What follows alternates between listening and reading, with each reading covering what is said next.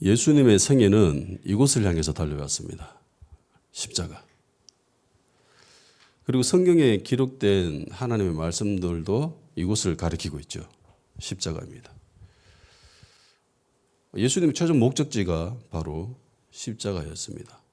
그리고 예수님은 이 일을 위해서 이 땅에 내려오셨습니다. 이 날을 위해서 예수님이 살아오셨다라고 생각해도 무방할 정도죠. 십자가의 사명만 완수하면 이제 예수님의 생애는 끝나는 거죠. 최종 목적지입니다. 겟세마네 동산에서 주님은 고통스러운 시간을 보내면서 오래 기도하셨습니다. 그 이유도 바로 이 십자가 때문이었습니다.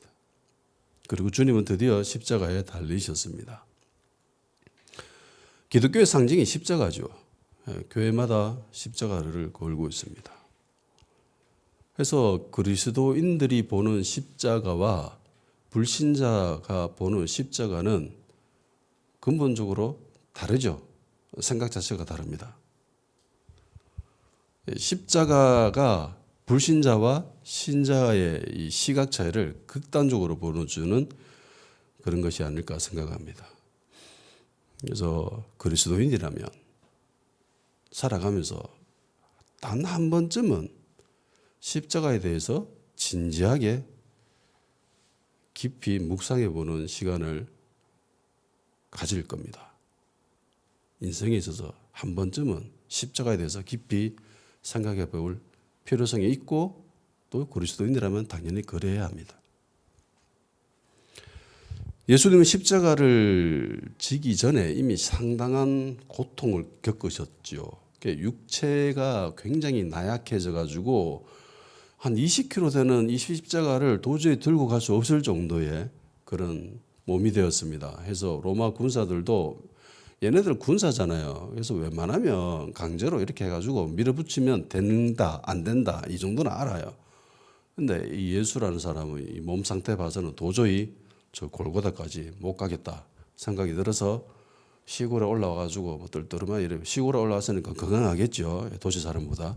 지나가다가 야, 너 와 이래가지고 억지로 강제로 십자가를 매게 했습니다. 시몬이죠. 그리고 이 시몬은 나중에 초대교회의 위대한 인물이 됩니다. 그 자녀들도, 그 어머니도, 자녀들의 어머니도. 그렇게 십자가를 지고 골고다에 올라가서 또 고통을 당하시죠. 그 전에도 충분한 고통을 당하셨는데 십자가에서도 이제 엄청난 고통을 당하십니다. 많은 사람들이 이것을 여기서 십자가의 삼중 고통이다라고 이야기를 합니다. 십자가형은 로마인들이 발견한 형벌은 아니에요. 고대 페르시아인가 그쪽에서 발견한 건데 인간이 어떻게 하면 가장 고통스럽게 죽일 수 있을까 연구해서 얻어낸 그 중에 하나가 이 십자가형이라고 합니다. 그러니까 인간이 가장 고통스럽게 죽을 수 있는 거, 그 중에 손가락 꼽히는 게 바로 십자가형이라는 거죠. 해서 십자가에 달리면 정말 사람이 심하게 고통을 겪는답니다. 그래서 로마 시민권자가 있는 사람들은 이 십자가 형벌을 받지 않아요. 우리 로마 시민들은 로마 제국의 시민들에게는 아무리 잘못해도 십자가형은 지게 하지 말자라고 한 거죠. 로마 시민권자들은 특권을 많이 가지고 있지 않습니까? 그 중에 하나의 특권이 십자가형을 받지 않는 겁니다. 그리고 웬만한 죄를 지어서도 십자가형은 내리지 않습니다. 제일 심한 고통 중에 하나가 이 십자가형이기 때문에 웬만한 죄를 지어서는 그냥 사람을 그냥 깔끔하게 그냥 목 베어서 죽이지 십자가에 달지는 않아요. 우리 유교 사상에 있는 사람들은 뭐 부모로 내려온 이 신체 하나라도 이렇게 뭐 이렇게 되면 안 된다 뭐 이런 말이 있잖아요. 그래서 이게 목이 잘려 나가는 것을 굉장히 혐오스럽게 생각을 하지만은 저쪽 동네는 달라요. 이 십자가형을 가장 안 좋게 생각합니다. 수치스럽게 생각하고.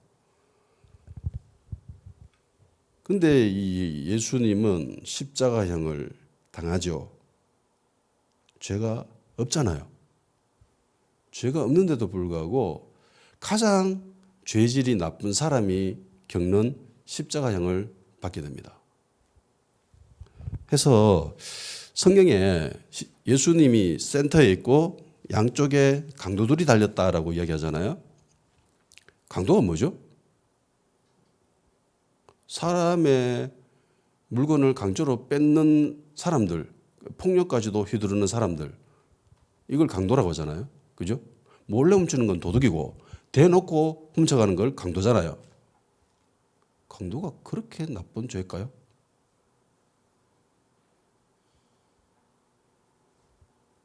그래서 이 좌우에 달려있는 이 강도들은요, 우리가 알고 있는 강도가 아닙니다. 로마인들 입장에서 사람 물건 뺏는 게 심각한 죄일까요? 아니면 로마 정권에 해를 가하는 애들이 나쁜 놈들일까요? 로마인들 입장에서 어느 쪽이 더 나쁠까요? 로마인들 입장에서는 정권에 해를 가하는 인물들이 훨씬 더 심각한, 더 악질적인 죄를 지었다고 생각하겠지요. 그래서 여기서 나오는 강도 둘은요, 강도가 아니라 열심당원들입니다. 네.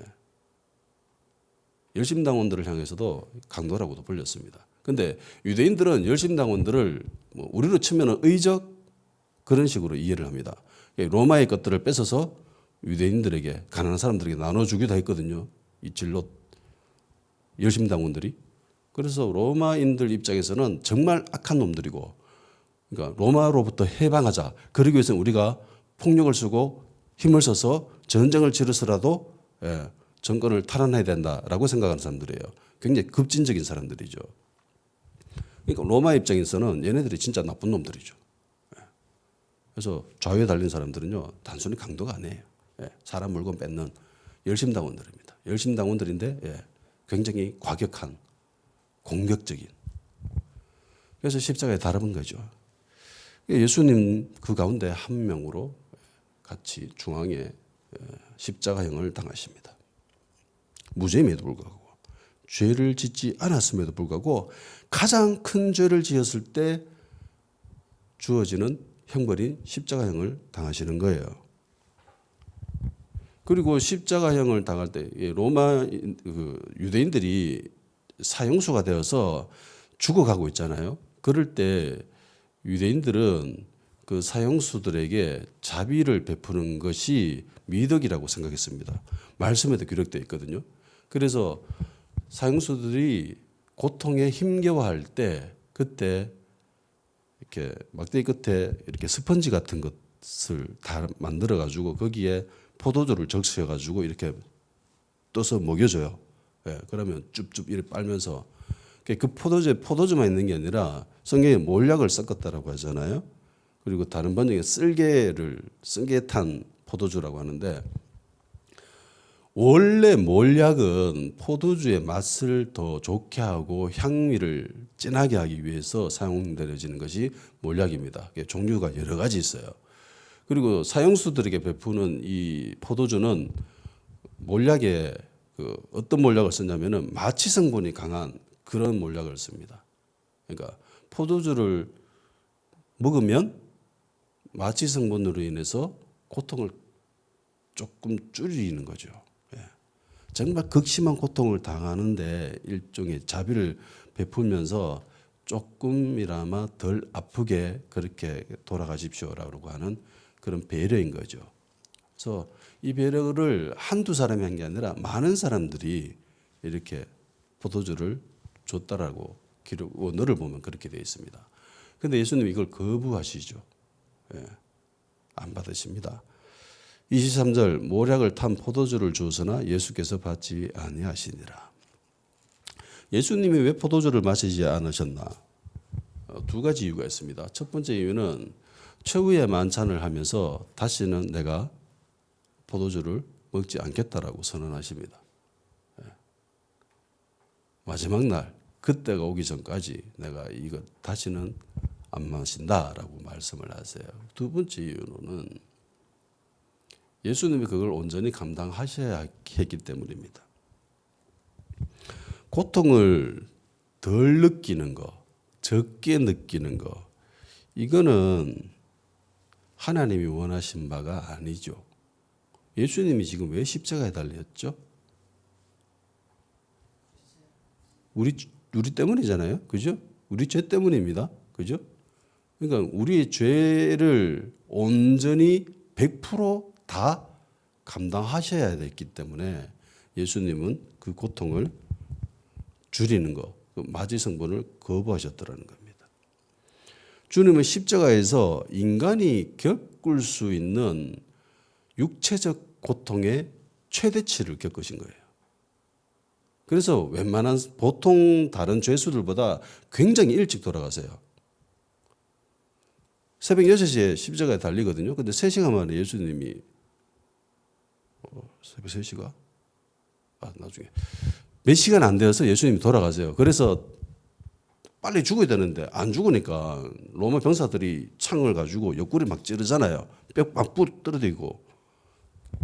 그래서 빨리 죽어야 되는데 빨리 죽어야 해지기 전에 빨리 죽어야.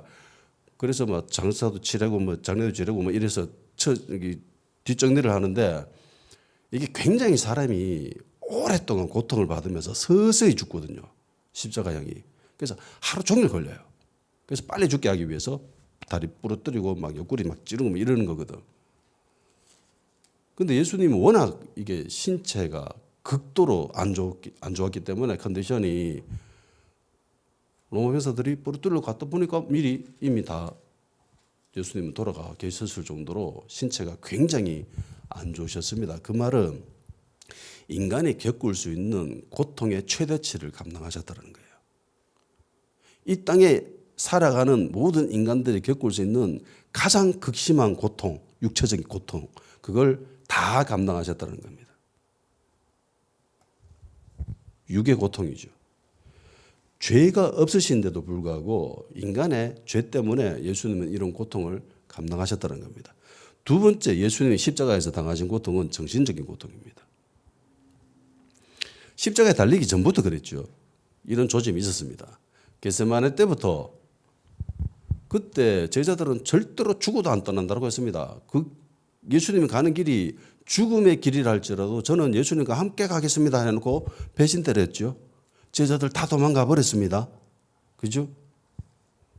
그리고 자기를 죽이기 위해서 자신을 향해서 호산나라고 외쳤던 그런 사람들도 섞여가지고 예수님 저거 어떻게 십자가에 못 박아 죽여버릴까라고 하는 그 모의를 예수님이 다 보시게 됩니다.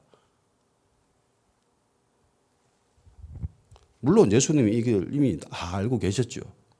그래서 다 알으셨기 때문에 베드로한테 네 나를 버릴 거다라고 미리 이야기하셨습니다. 근데 알고도 막상 당하면 아프잖아요. 아픈 건 아픈 거잖아요. 뭐 안다고 그게 덜 아픕니까? 알아도 충분히 아파요.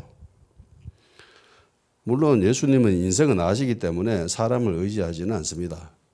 그럼에도 불구하고 온전한 인간이시기 때문에 인간이 겪는 그런 육체적인 고통, 정신적인 고통 다 똑같이 겪으시는 거예요. 주님이라고 왜 아프지 않겠습니까? 예수님은 신이기 때문에 고통이 없다? 그거 말도 안 되는 소리입니다. 그렇다면 우리의 죄가 없어질 수가 없습니다. 예수님은 인간으로서 이런 모든 고통을 다 겪으신 거예요. 그리고 군인들이 온갖 조롱과 희롱을 하지요. 예. 막 절하고 막 가시관 만들어서 머리에 씌워가지고 때리고 희롱하고 절하면서 놀립니다. 그걸 다 겪었어요. 아무 말씀도 없으시고. 급기야 이들은 예수님의 옷을 나눠 가지지요. 겉옷은 나눠 가졌습니다. 그리고 속옷은 제비 뽑았다고 합니다. 가졌대요. 추가적으로 이 옷에 대해서 좀 설명해 드릴게요.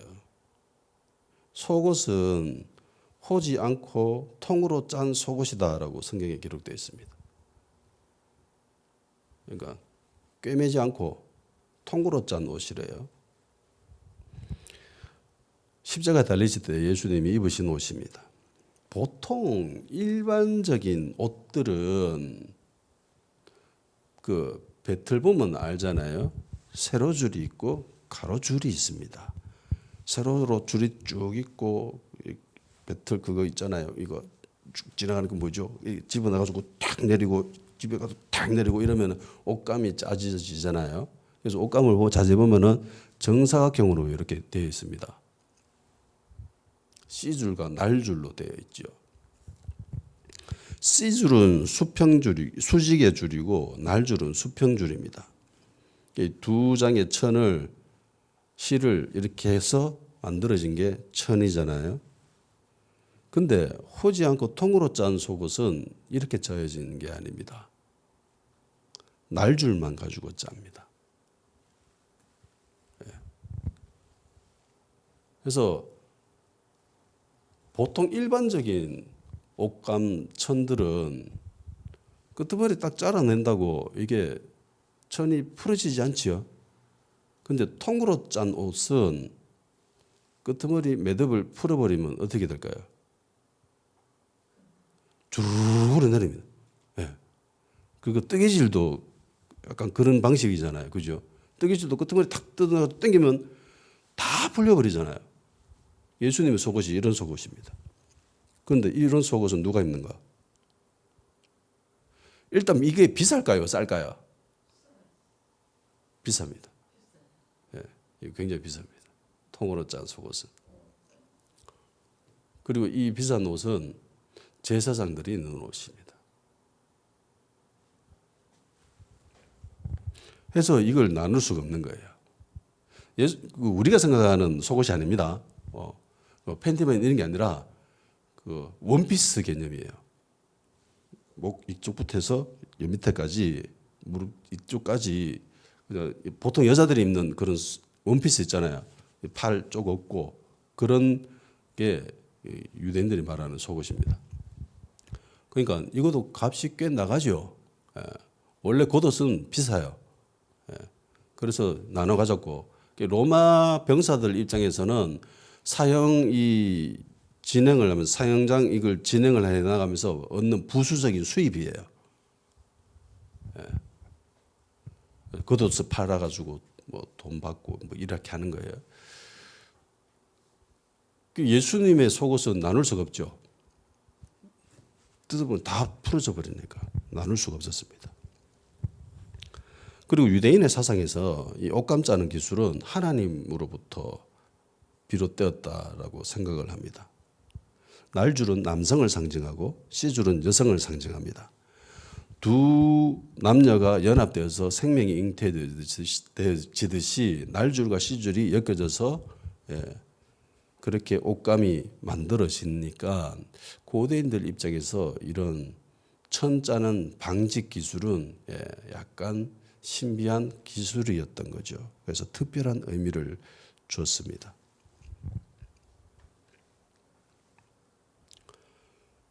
예수님의 옷은 제사장이 있는 그런 옷이었죠. 근데 예수님은 제사장 가문이 아니죠. 제사장은 레위인들만 하잖아요. 근데 예수님은 유대 가문입니다. 유대 가문이지만 예수님은 제사장이죠. 그리고 유대 가문에서 제사장의 왕이었지만 제사장의 직분도 감당한 사람이 다윗이었습니다. 다윗은 선지자이기도 하죠. 예수님이 이 세 직분을 다 가지고 계셨던 거예요. 겉옷은 나눠서 가졌습니다.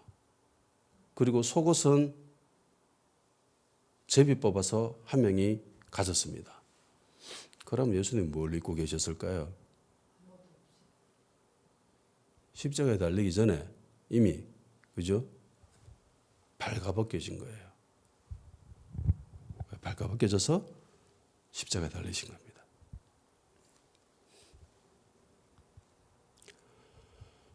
세계 2차 세계대전 때에 그 나치들 유대인 수용소들이 있었잖아요. 그 수용소에 있었던 한 여인이 고백하기를 내가 수용소에서 나치들로부터 정말 많은 고통과 고난을 겪었지만 최고의 고통은 발가벗겨져서 대중들 그 한가운데 걸어갔던 일이다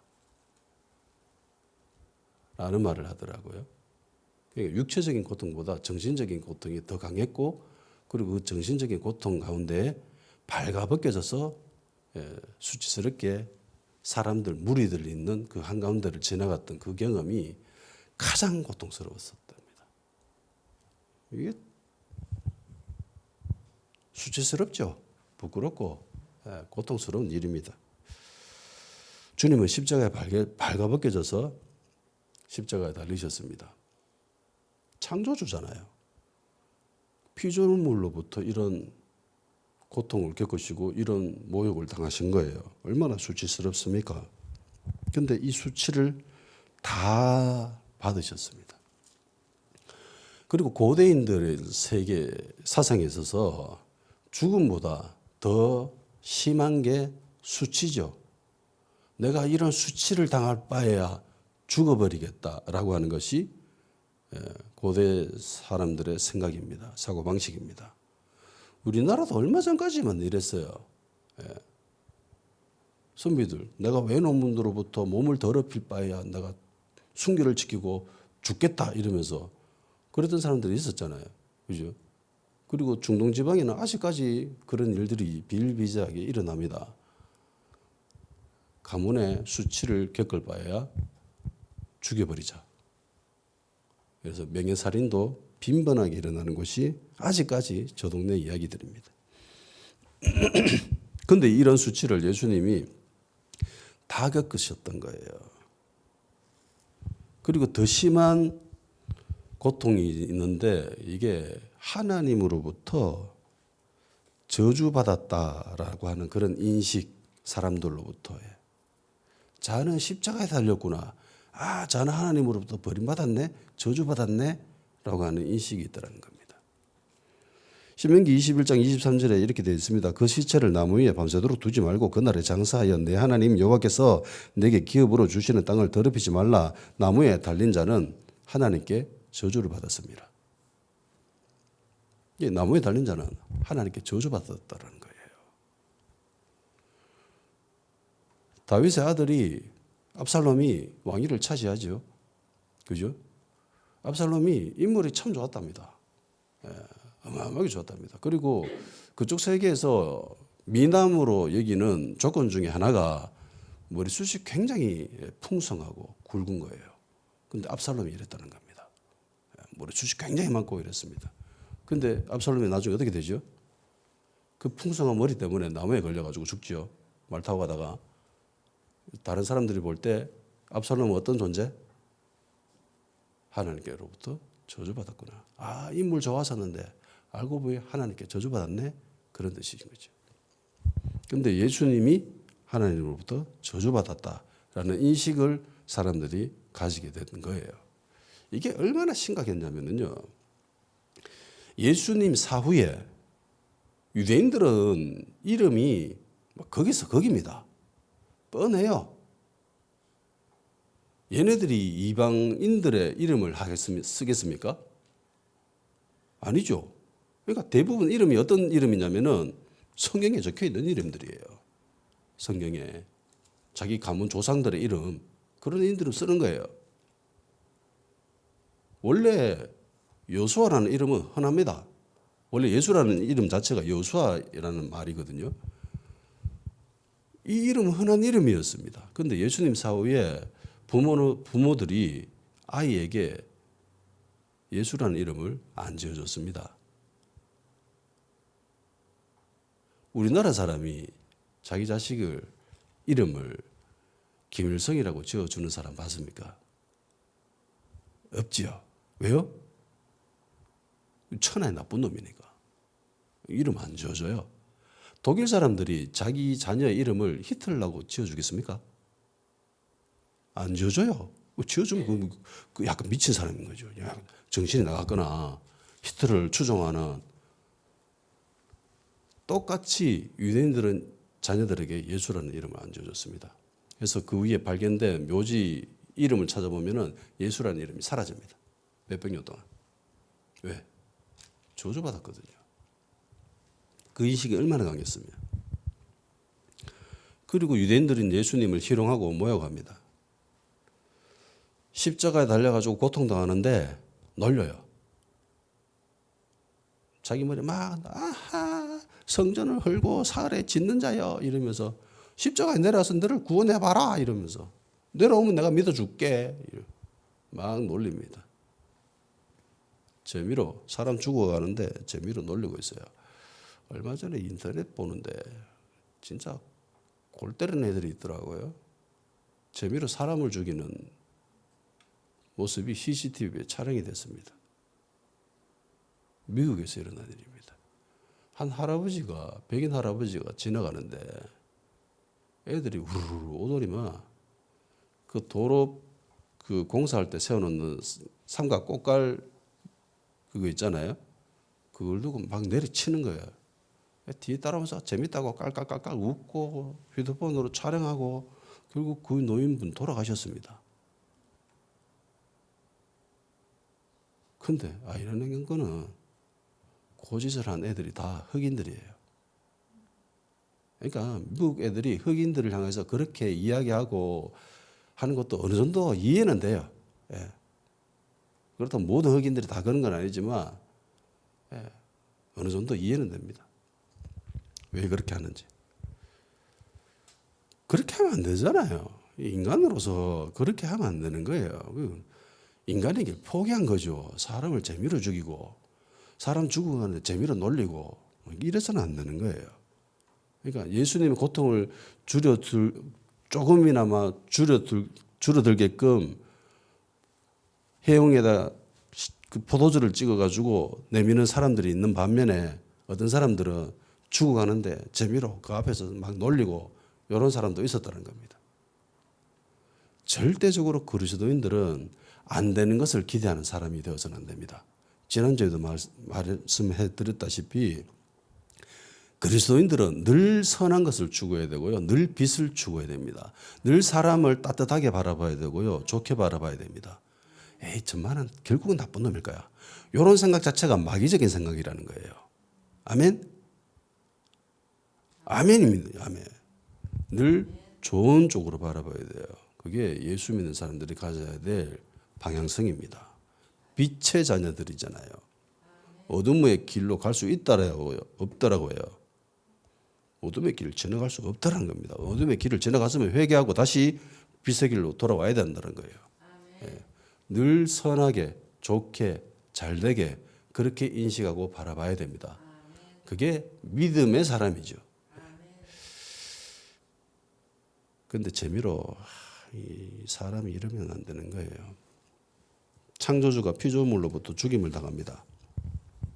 근데 웃기는 건 죽이는 이 얘네들을 살리기 위해 오신 거예요. 자기를 죽이고 있는 얘네들을 위해서 지금 예수님이 살리러 오셨는 거예요. 근데 이것도 모르고 희롱하고 놀리고 조롱했습니다. 그래서 예수님이 십자가에 저들이 하는 거 자기들도 모른다.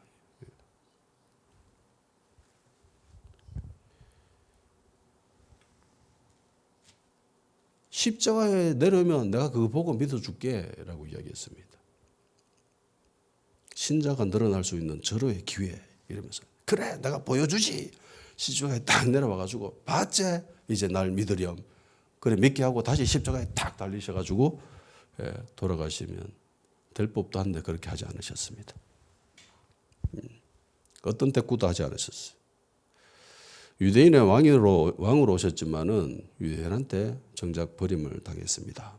그리고 빌라도는 예수님의 그 십자가 위에 죄패를 붙이죠. 그 십자가 위에 죄패를 붙이는 거는 이 사람이 뭐 때문에 죽게 되는지 적어 놓는 거예요. 공식적인 죄명이죠. 히브리어, 헬라어, 로마로 적었다고 합니다.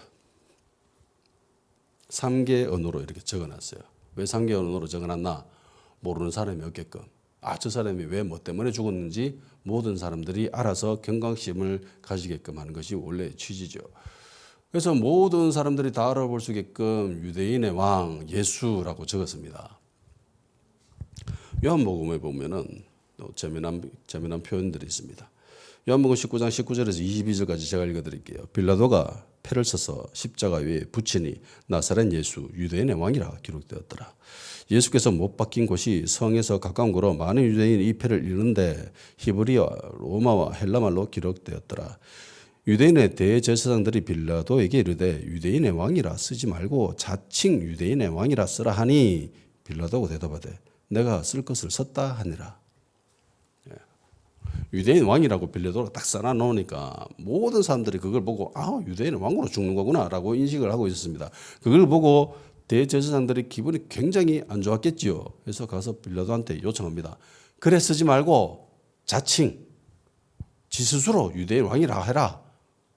이러면 사람들이 보고 지가 스스로 유대인의 왕이라고 좀 미친놈 아닌가라는 생각을 하게끔 그렇게 기록하라고 했습니다. 그러니까 빌라도라고 말합니까? 내가 쓸 거 썼다. 이 말은 자기의 공식적인 판결문인 거예요. 왜? 무엇 때문에 이 예수가 죽는지에 대해서 기록한 거예요. 그러니까 빌라도가 볼 때 예수가 유대인의 왕이 아니었으면 죽을 이유가 없습니다. 유대인의 왕이었기 때문에 사람들로부터 정치적인 음모로 인해서 죽임을 당하는 거예요. 그래서 내가 봤을 때 유대인의 왕 때문에 너희들이 죽이는 건데 그러면서 나는 내 쓸 거 쓴 거야. 그래서 딱 적어 놓은 거죠. 그래서 예수님은 유대인의 왕 때문에 죽임을 당하십니다. 그리고 예수님을 놀리는 애들은 십자가에서 내려와봐라. 다른 사람들은 그렇게 많이 구원해 주면서 정작 니는 못 구원하나? 십자가에서 내려와. 니 스스로 구원해봐. 그럼 내가 보고 믿어줄게 라고 이야기했습니다. 내 같으면 한번 내려갔을 법도 한데 예수님은 안 그러죠. 자, 여기 그래서 질문 하나 합시다.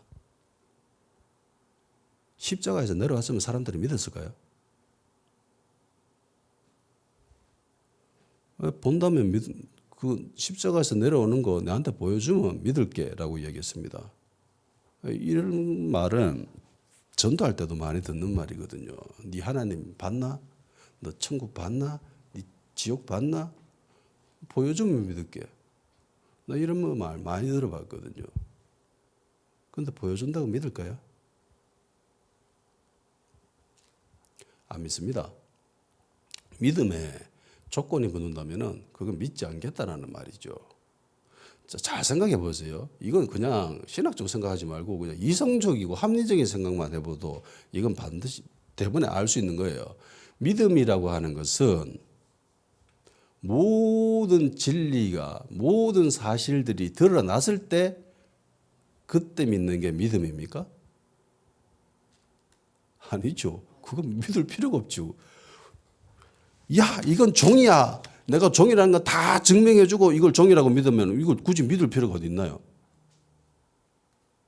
그냥 받아들이면 돼. 그래, 그 종인 거 나도 알고 니도 알고 지나가는 어린아이도 알고 노인들도 알고 다 알아. 믿을 일이 없죠. 그러니까 믿음의 조건을 단다라는 것은요. 믿지 않겠다라는 겁니다. 그 조건을 충족시켜주면은요. 다른 조건을 내세웁니다. 그래서 믿음의 조건을 제시하는 것은요. 그래서 그 믿음의 조건을 충족시켜 주려고 노력하는 행위들도 어떻게 보면은요. 무의미한 행동입니다. 이렇게 해주면 내가 믿어볼게.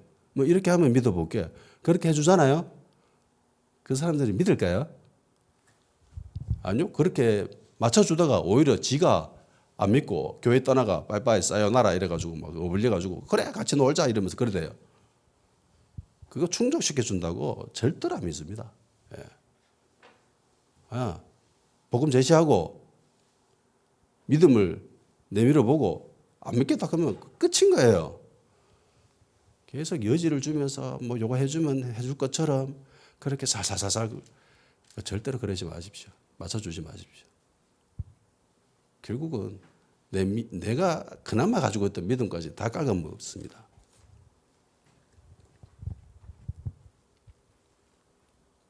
파라오가 정말 많은 조건을 내세우지 않습니까? 그런데 완악해지죠. 끝까지 완악해져가지고 안 받아들입니다. 하나님의 말씀을.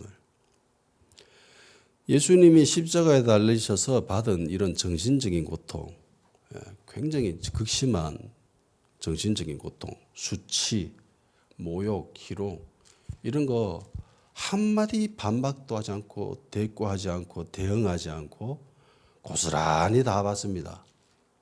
그러니까 인간이 받을 수 있는 정신적인 고통도 다 받으신 거예요. 제자들 배신해서 떠나가지요. 믿었던 사람들로부터 버림받고 욕 얻어먹고 수치당하고 진짜 인간이 받을 수 있는 정신적인 고통이라는 고통은 다 받습니다. 혼의 영역에서 일어나는 고통을 다 받으신 거죠. 세 번째, 영의 고통입니다.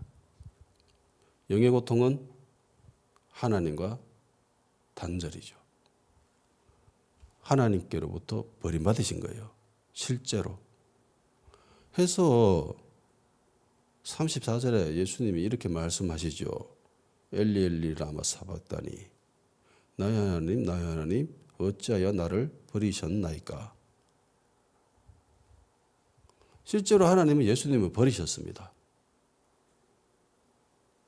예수님에게 육의 고통과 혼의 고통과 영의 고통 가운데 가장 극심한 고통이 무엇이었을까요?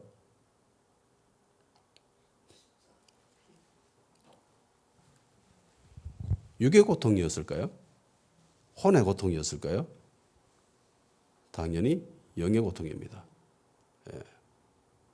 십자가에 달리셔가지고 예수님이 마지막에 나의 하나님 나의 하나님 왜 나를 버리셨나이까 라고 이야기하십니다.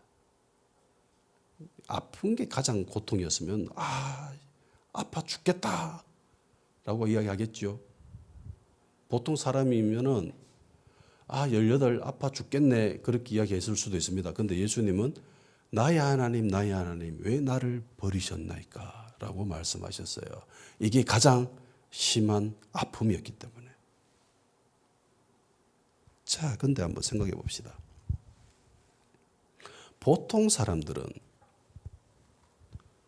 영의 고통을 느끼나요? 보통 사람들은 육의 고통을 정말 심각하게 받아들입니다. 그런데 막상 육의 고통과 혼의 고통을 겪어본 사람들은 혼의 고통이 더 심하다는 걸 압니다. 자살하는 사람들이 육의 고통 때문에 죽습니까? 몸이 아파서 자살하는 사람들 보셨어요? 거의 없습니다. 이 사람들 뭐 때문에 죽어요? 정신이 아파가. 정신이 아파가지고 육이 고통당하는 것쯤은 내가 참아낼 수 있다라고 생각해서 죽어버리는 거예요. 죽는데 육의 고통이 극심하면 죽음이 이르지 않습니까? 근데 혼의 고통이 너무 아프기 때문에 내가 이 정도 육의 고통은 내가 참을 수 있어 이러면서 죽는다라니까요. 그러니까 진짜로 더 심한 고통은 이 정신적인 고통입니다. 당해본 사람은 알아요, 이걸.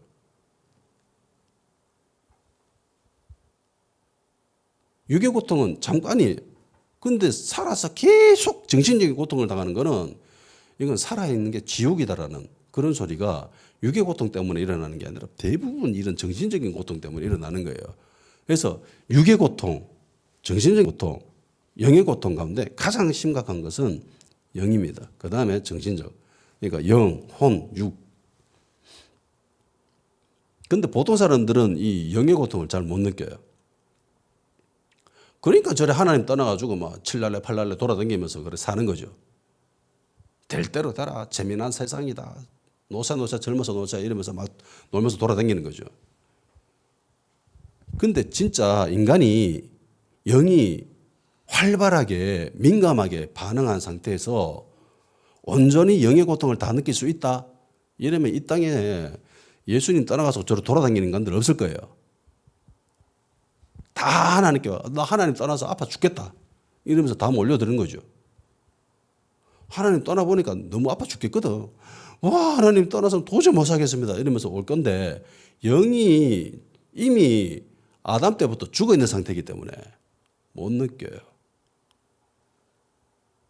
이미 잘려져 있는 상태인데 뭐. 하나님과 이미 떠난 상태인데 아무 느낌이 없는 거야. 하나님과 같이 있어 봤던 기억이 없으니까. 근데 예수님은 안 그렇잖아요. 예수님은 하나님과 하나였습니다. 하나였어요. 그런데 예수님이 지금 십자가에 달린 이 순간 하나님으로부터 단절돼 버린 겁니다. 버림받으신 겁니다. 삼위일체잖아요.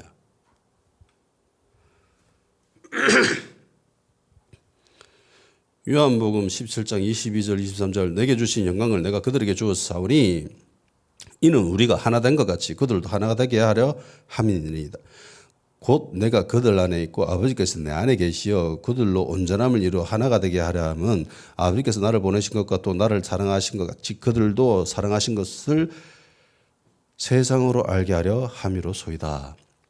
예수님이 아버지와 나는 온전하게 하나입니다 라고 말씀하고 계십니다. 그런 상태에서 지금 단절돼 버린 거예요. 엄청난 고통이셨습니다. 그러니까 예수님은 십자가에서 인간이 겪을 수 있는 고통의 최대치를 다 겪었었습니다. 세 영역에서 모두. 나중에 인간이 죽으면 심판대에 오르죠. 그래서 지옥 갑니다. 하나님과 단절됨으로 인해서 일어난 고통. 보통 뭐 지옥에서 고통을 육의 고통을 정말 아프게 여기는데 육의 고통도 아파요. 근데 가장 극심한 고통은 하나님과 단절된다라는 그 고통입니다. 버림받았다. 하나님으로부터. 그 고통입니다. 예수님이 이 고통을 다 감당하셨다는 거예요.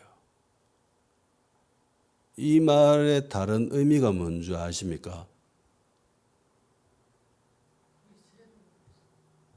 우리가 이 고통을 온전히 감당할 필요가 있다 없다? 없다라는 거죠. 왜? 예수님이 다 하셨으니까. 예수님이 한 90%, 한 80% 대충 뭐 과반수 이렇게 한 게 아니라 100% 온전하게 충만하게 다 감당하셨다는 겁니다. 그렇기 때문에 우리는 이 고통을 내가 감당할 필요는 없다는 거예요. 예수님이 왜 이런 고통을 겪으셨냐면은 우리 죄 때문이죠. 내 죄 때문입니다. 내 죄가 아니었으면 예수님이 이런 고통을 감당할 필요가 없던 거죠. 나의 육체적인 문제, 정신적인 문제, 영적인 문제, 이 모든 문제들을 예수님이 십자가에서 다 해결해 버리셨다는 겁니다.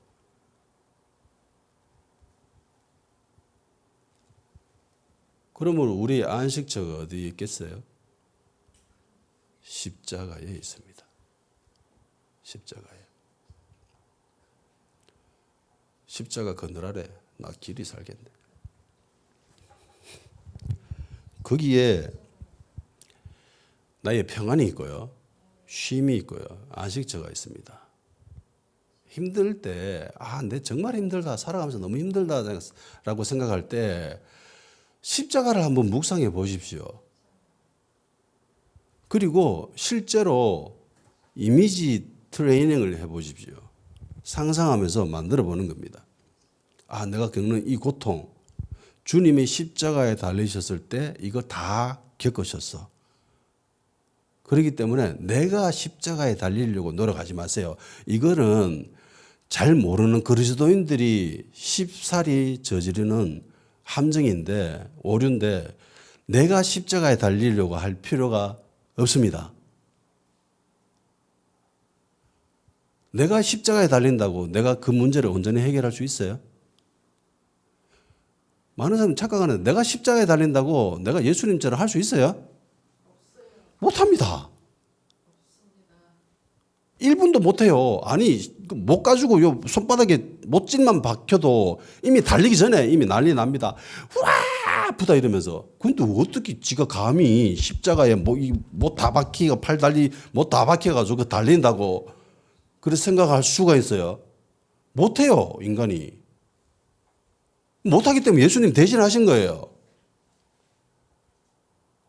갈라디아서 2장 20절은 뭐라 합니까? 내가 그리스도와 함께 십자가에 못 박혔나니라고 하죠. 내가 지금 십자가에 못 박힐 거야, 달릴 거야 라고 이야기하지 않습니다. 이미 못 박혔습니다. 언제? 예수님이 달리셨을 때. 예수님이 못 박히시고 달리셨을 때에 이미 거기 나도 다 이미 같이 달려 있었다는 거예요. 근데 생각해 보세요. 나는 이미 태어나지도 않았는데 어떻게 거기 달려 있을 수가 있지요? 답은 딱 하나입니다. 믿음으로. 이제는 내가 사는 것이 아니고 믿음으로 사는 거지요. 믿음으로 내 고통, 내 어려움, 나의 문제 그것들을 예수님이 십자가 이미 다 해결하셨습니다. 그래서 어떤 사람들 보면 좀 안타까운 사람들이 있어요. 그리스도인들 중에. 계속 자기가 십자가에 달리려고 하는 사람들이 있습니다. 아니 지가 예수님도 아닌데 그걸 어떻게 할 수 있다는 거예요. 십자가에 진짜 못 박아서 손과 발에 못 박아서 한번 달아봐? 감당할 수 있겠어요? 못하니까 예수님이 대신 오셔서 그걸 하신 거예요. 그런데 지가 그거 한다고 막 고통스럽게 막 인도 요가하는 걔네들처럼 고행의 길 이러면서 막 어리석은 짓입니다. 상징적으로 한 번쯤은 할 수 있겠지요. 의미를 부여하면서. 그런데 인생의 모든 순간을 그런 식으로 한다라는 것은 그건 어리석은 겁니다. 그 예수님 하신 그것들을 그 의미를 퇴색시키는 행위예요. 그래서는 안 되는 거예요. 예수님은 그걸 원치 않습니다. 못하니까 예수님 하신 거예요. 그래서 나는 믿음으로 거기에 동참하는 거예요. 믿음으로. 그래서 나의 모든 어려움, 고통 그것들을 예수님이 다 지셨구나. 그러면서 이미지 트레이닝을 하면서 옮기는 거죠. 예수님이 다 완수하셨다. 난 믿음으로 여기에 동참한다. 내 문제는 해결이 되었다. 자기의 문제, 자기의 어려움, 자기의 아픔, 자기가 감당하려고 하지 마세요. 주님께 드리면 됩니다. 주님께. 골로새서 2장 13절에서 15절까지 또 범죄와 육체의 무할례로 죽었던 너희를 하나님이 그와 함께 살리시고 우리의 모든 죄를 사하시고 우리를 거스르고 불리하게 하는 법조문으로 쓴 증서를 지우시고 제하여 버리사 십자가에 못 박으시고 통치자들과 권세들을 무력하여 드러내어 구경거리로 삼으시고 십자가로 그들을 이기셨느니라. 예수님이 십자가에 달리셨을 때에 사람들은 예수님이 무력하다, 무기력하다, 구경거리로 놀리고 그랬습니다. 그런데 재미있지 않습니까? 예수님이 그걸 온전하게 이루시고 난 뒤에는 통치자들과 권세들을 무력하시고 그들을 구경거리로 만들어버리셨습니다. 반대로. 십자가로 모든 악한 권세들을 무너뜨려 버리신 거예요. 승리하셨는 겁니다. 갈라디아서 6장 14절입니다. 그러나 내게는 우리 주 예수 그리스도의 십자가 외에는 결코 자랑할 것이 없으니 그리스도로 말미암아 세상이 나를 대하여 십자가에 못 박히고 내가 또한 세상에 대하여 그러하니라. 자랑할 것은 십자가밖에 없습니다. 우리가 자랑할 것은 십자가밖에 없습니다. 그리스도인들이 세상에서 자랑할 것은 십자가밖에 없습니다. 아멘. 많은 사람들이 돈 많다고 자랑합니다. 차 좋다고 자랑하고 직장 좋다고 자랑합니다. 얼마나 좋겠어요 이러면서. 이거 자랑거리는요 교회 와도 똑같습니다. 권사들 세계, 집사들 세계에 들어가 봐도 장로들 세계에 들어가 봐도 심지어 목사의 세계에 들어가 봐도 자랑거리는 다 세상의 자랑거리입니다. 우리 이번에 삼성에 취직했다. 우리 이번에 서울대 합격했다. 다 그런 자랑입니다. 우리 이번에 시험 쳐가지고 1등했다. 전교 1등했다. 다 이런 거 자랑하고 있습니다. 그리스도인들이 이런 거 자랑하라고 합니까? 바울은 그런 거 뭐라고 합니까? 세상의 학문들을 뭐라고 합니까? 배설물이라고 합니다. 근데 배설물, 우리야 이번에 똥 쌌는데 똥이 이만해. 와, 얼마나 대단한지. 변기가 막힐 정도로 똥을 엄청나게 많이 싸놨어. 이렇게 자랑하는 거랑 똑같다라는 거예요. 바울이 뭐라고 합니까? 내 주 예수 그리스도를 아는 지식 이외에 모든 것들이 다 나는 똥 오줌으로 취급한다. 배설물이다. 그런데 그거 자랑하고 있습니다. 그리스도인들이 와가지고 맨날 우리야 이번에 취직해 승진했다 이러면서 또 똥 이야기합니다. 우리야 이번에 똥 쌌는데 똥이 노란 게 바나나처럼 생겨가지고 정말 이쁘더라 이러면서 장이 참 좋은가 봐. 똥 이야기예요. 그런데 그리스도인들이 다 이 자랑거리 이야기합니다. 이게 세상거리인데, 세상에서 이야기하는 자랑거리들인데.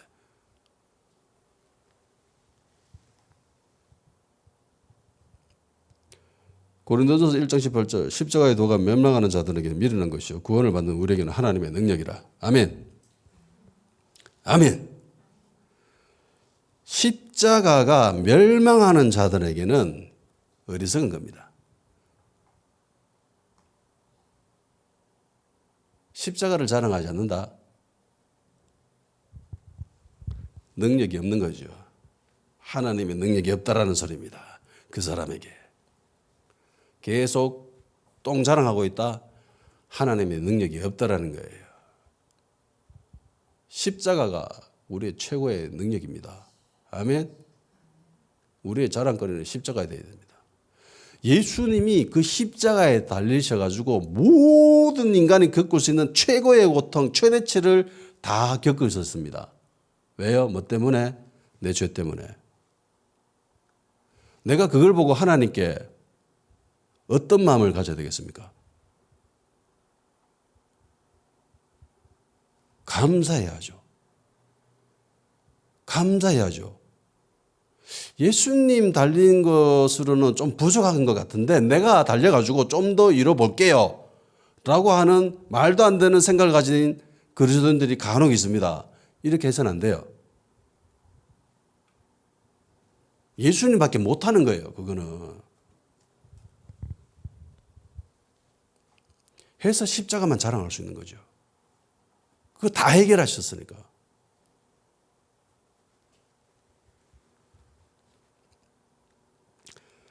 기도합시다. 물질이 우리의 능력이 아닙니다. 세상에 내세우는 자랑거리들은 그리스도인들의 자랑거리가 아닙니다. 십자가가 우리의 능력이고 자랑입니다. 십자가만 자랑하고 십자가의 나의 능력이 되고 십자가에서 모든 문제를 해결한 주님을 바라보며 주님만을 묵상하고 십자가를 붙드는 그런 신앙인이 되게 하여 주시옵소서.